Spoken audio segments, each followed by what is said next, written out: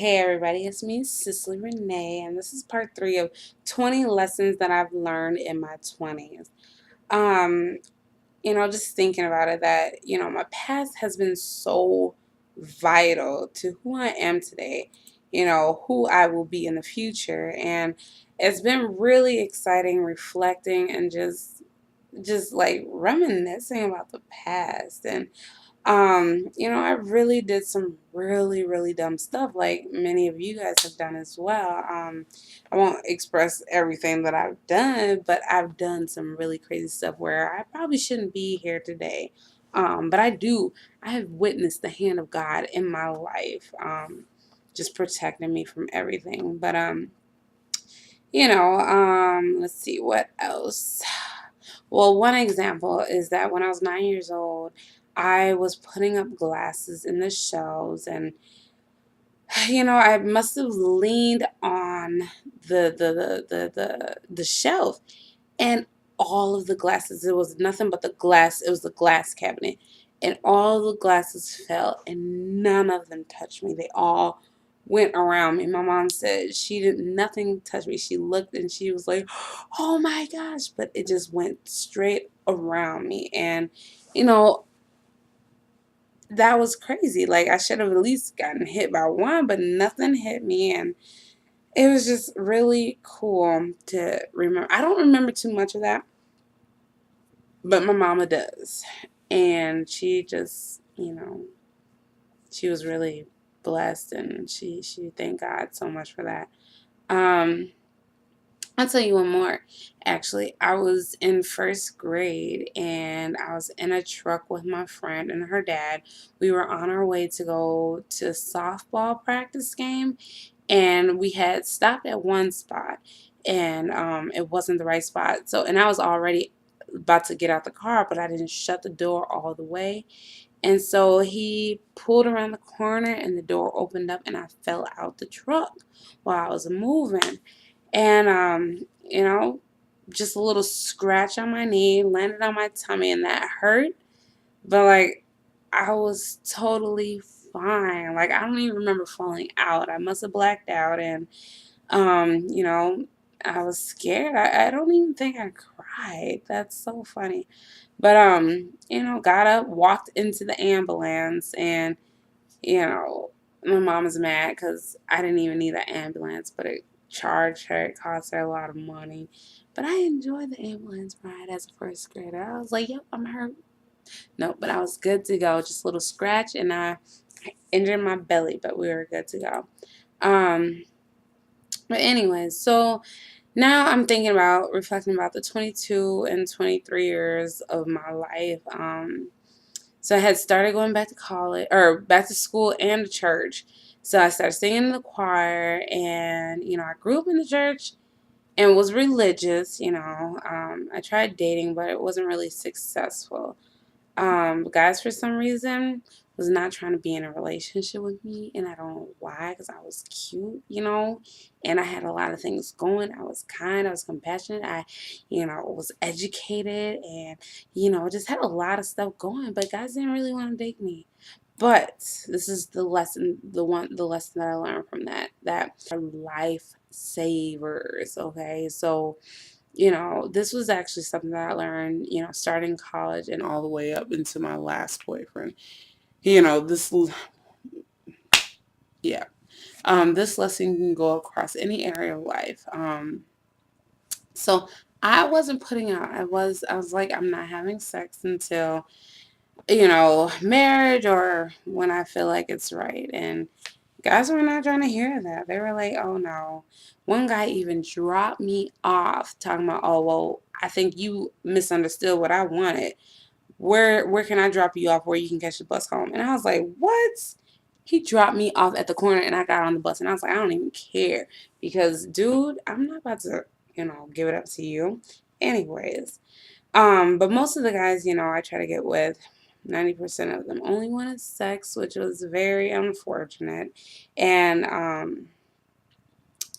told them that and they just disappeared, which was cool. I remember this one guy, he was just like, I asked, it was loud, it was in Marshall, and I was like, so are you having fun? And he must have heard something totally different. He was like, do you got money? Do you do this? Do you do that? And I was like, what? What are you talking about? He's like, oh, I thought you asked, why am I with so and so? And I was like, dude, you're tripping. So I learned that denials are lifesavers. Like, yo, yeah, just remember that. Um, so I was finishing up my bachelor's degree, and it only took me 5.5 years. Yay! And I was failing and withdrawing, and you know, I'm gonna tell you, I changed my degree 5 times. I started with psychology, then criminal justice, then graphic design, then food and beverage management, and then business administration. Yeah, I was tripping. I didn't know what I wanted to do. So that's where, I go to the next lesson. If you're not ready to go to college, don't force it. Like, if you don't know what you want to do, paying for classes that are not even going to be, beneficial for your education or future, whatever, is just a waste of time and money. Oh my gosh, I was just like, dang. It was a waste of time. But I did eventually get my bachelor's degree in 2008. And, I was failing and withdrawing. So my GPA when I left Marshall was like 2.0. But by the time I was done, I did raise it up. Not almost a 3.0, but, once you mess up some stuff, it's kind of hard to undo some stuff. Um, After I switched, I didn't fail. I was like, I gotta get at least a passing grade just because remember, this degree wasn't just for me, it's for everybody who is connected to me, who's seeing me. So yeah, I moved back with my mom when I came back from Orlando. I am the only child, so I do like being alone. I worked, I went to school, went to church, and partied still. I would still go out to the clubs in the Twin Cities, and although I felt like I was grown, my mama still put her foot down, and I respected that.